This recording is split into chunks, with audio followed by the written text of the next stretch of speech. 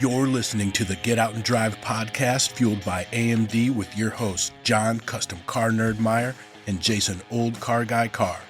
We'll be bringing you gearheads everything you never wanted to know about cars and why they should be on the road and not in your garage. Are you ready to get out and drive? As always, this weekend we are at 2024 MCACN. We're hanging out with Riley. Riley's Rebuilds. Hey! Tell me about this wonderful car, because I know it has been in your family for quite some time. Yeah, we can start with that. So It's been in the family for 20 years. Okay. So my dad bought it, I think in Alabama. I always get those states wrong. Somewhere in the South. Okay. Didn't know what he was buying. Thought it was just a regular Nomad with a good price. He bought it, brought it home. Mom was really mad. Stayed in the family for a very long time. I was born. This was the car that was in our garage that I was raised up on, because he was a stay-at-home dad. And my crib was in the garage with him. I have photos of me block sanding the car at like 5 years old. Neat. Yeah, this was the car that I grew up on. And then it was kind of put on the back burner as we had different projects coming in. And as Riley's Rebuilds blew up on social media, we started focusing on my car, the girls' car, some other cars. Sure. And then about 6 months ago, I was talking to SEMA and Armo, and they were saying they needed a car.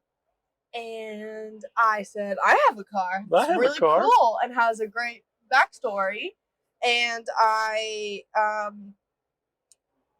put the car in Armo and didn't tell Dad at all until it was done.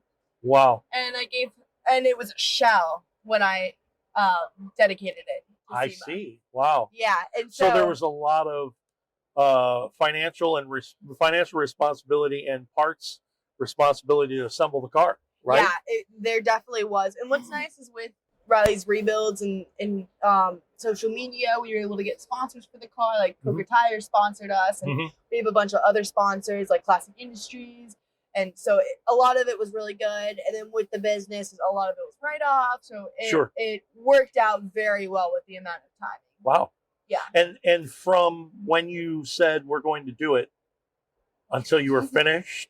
3 months, 4 months. That's not bad. No, we worked on it every single day. So when I was home for summer, when we talked to Armo about it, they said, you can't tell anybody about it. You can't show really anything about it. Right. And because they wanted the reveal. They wanted everything, right? Yeah. And I was going away to college in Connecticut. Okay. And so we had to do as much work as we could in the amount of 1 month, not showing the car as much as we could. Oh, yeah. Not knowing what we could or couldn't do because we didn't really have our regulations. Right. And so all the videos that you guys see on social media of me working on this car was done in summertime and buffeted. Yeah, and you make sure you don't put them out. Yes. Yeah. And then the little ones and my dad for the rest of the 3 months worked on it completely. And I'm giving Dane as much credit as due because he's put so much hard work and energy into this car. He's done so much research into this car. When was the car painted? A long time ago, actually. Okay, because that was my question, because I've been a body man for 35 plus years, and it had been painted and just not reassembled and things like that. Yeah. Okay. So, because I've done a lot of Tri-5 cars. I've done a lot of interior and Tri-5 cars. We even talked briefly on social media about how hard the back rear quarter panel skins are to put on to get them lines to go nice. Yeah, I've done a lot of them. I've done a lot of them. Yeah. Yeah. The body was painted, I think, when I was 10 to 13. There was some paint problem with the guy, and we couldn't get the car back, and then it wasn't getting painted. Oh no, paint jail. Yeah, paint jail for 3 years, I think. Yeah. But yeah, it's been painted. When it was committed to SEMA, interior was out. There was nothing in the bay. Nothing was going on. Stainless wasn't stainlessing, like it was not polished. There was nothing there. There was nothing there. Right. But, wow. So for people that may not know the history of this car, in a nutshell, this is a very special car. It is a very special When did the family realize that it was that special of a car and what it was? Let's tell us about that. So the car is the second fuel injection unit made. It was made in 56. It's the prototype for the 57 Chevy Nomad. So there's a bunch of little... meeting you. Hi, it was nice meeting you. So there is a bunch of random little things in this car that wasn't making any sense. And that's why Dad officially started to like look into it. So what had happened... Because of the reason it was prototype. Because it was prototype. Okay. And because there's like chrome on the fuel injection system, and who's chroming that? Right. Or like there's no ashtrays in here. And like in a normal 57, there's ashtrays, and there's some like weird fuel stuff, fuel piping and tubing going on in the bay. And where the air intake was in a different spot was cut out in the course port and all that, right? Yeah. And so the Get Out and Drive podcast is always looking to support the next generation in the auto industry and hobby through our What Drives Youth initiative. Our friends at AMD know that younger enthusiasts are out there building vintage cars and trucks while incorporating modern comforts.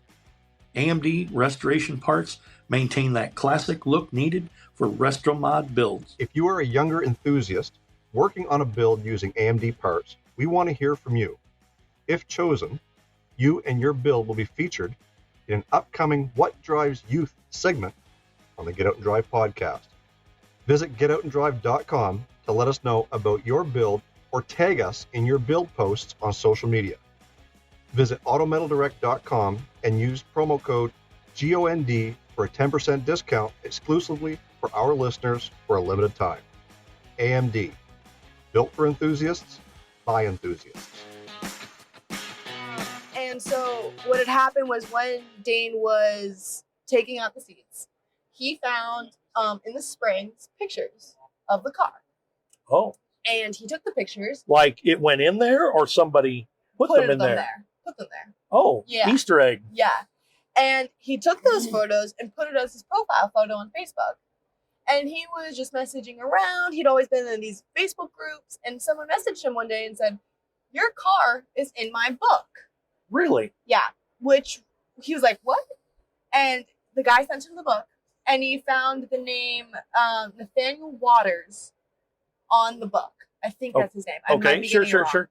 And he messaged and emailed every single person with that name possible.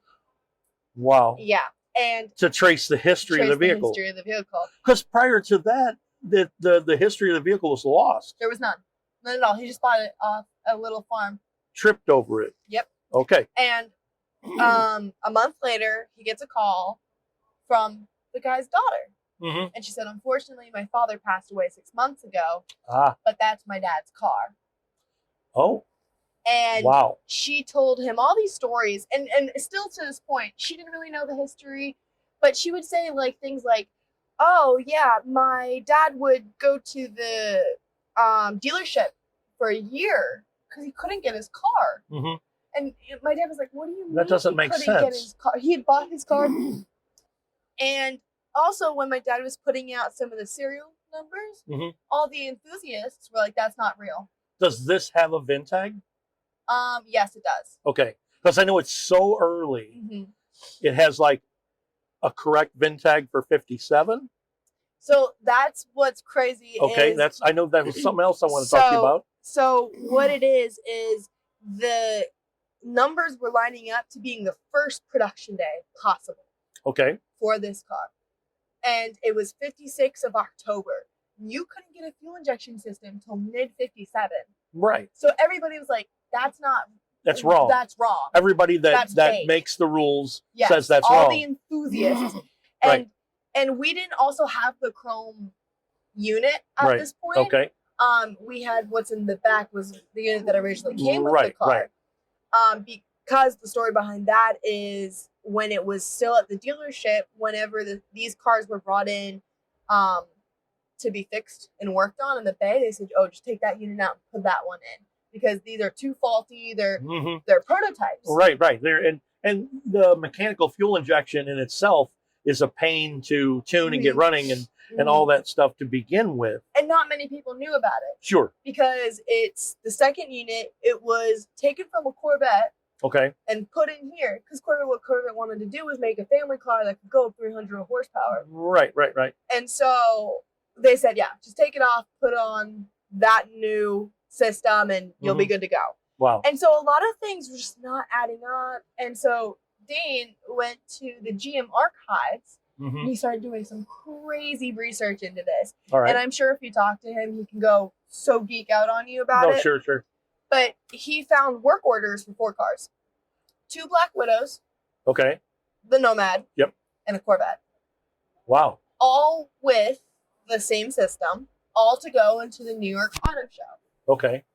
And his car was in the book of the New York Auto Show. Wow. So that's some of the photos that's on the board. It's next to the Corvette is our car. I spent a long time on the website, by the way. Yes. The website for this, I just, as a mechanical goof, I just geeked out on the website. I'm like looking at these numbers and looking at this picture and that. And that's all in my wheelhouse. That's everything that's unbelievable about this car. Yeah. So Dane did his little FBI, CIA moments and put all of this stuff together and really did some major research and got it proved that this was the car with the VIN number. Wow. And like all of the numbers it needed to be and like the prototype stuff and everything started piecing together.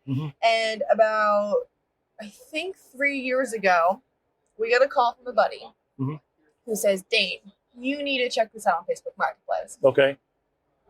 Our Chrome system was being sold at an estate sale because one of the GM executives had taken it home and put it on his like showcase, and he passed away. It's the one that belongs to this vehicle.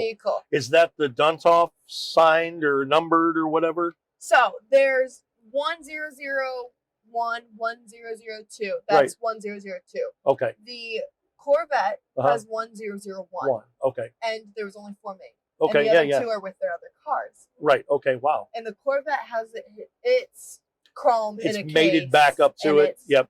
So we went. Even if they got like thrown around, it doesn't matter because they're the same things. It goes to all 4 cars. These 4 cars go together. Right. But again, you just had someone say you have this car, and they tripped over that, and the planets aligned. It just perfectly.